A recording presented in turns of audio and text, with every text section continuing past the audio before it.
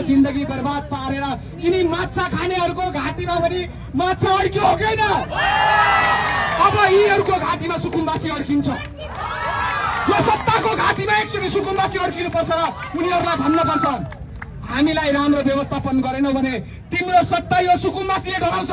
तपाईहरुले भन्न जरुरी छ, हामी साथ दिन तयार छौं।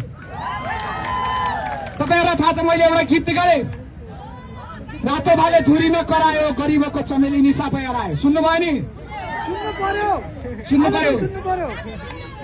त्यो म गीत गाउँछु अहिले। मैले यहाँ भन्न खोजेको विषय अर्को छ।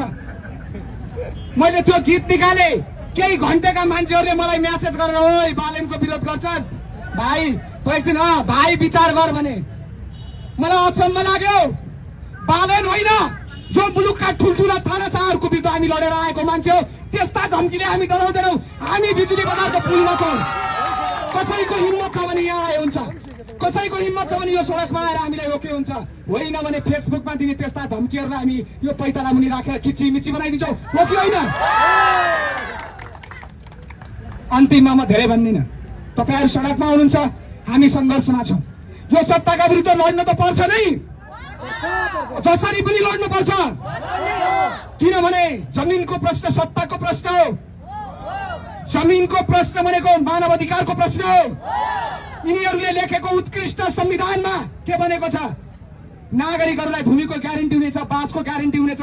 त्यो नागरिकहरूको मौलिक हकभित्र हुन्छ भनेर लेखेको छ कि छैन? अनि यिनीहरूले त्यो लागू गरेनन् भने के हुन्छ? म यहाँहरू सबैलाई भन्न चाहन्छु, हेर्नुहोस् अहिले हामी सुकुम्बासी भएर नारा लगाएर यहाँ आएका छौँ। यो राज्यले सुन्छ, ठिक छ, होइन भने तपाईँ हामी फेरि एकचोटि छापा मार भन्नुपर्छ।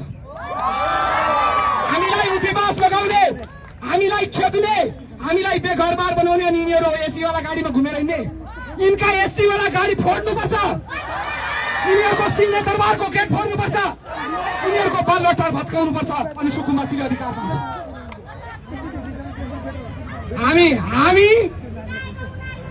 हामी हिंसा चाहदैनौँ, तर हामी माथि गरेको हिंसा हामी सहदैनौँ, हो कि होइन?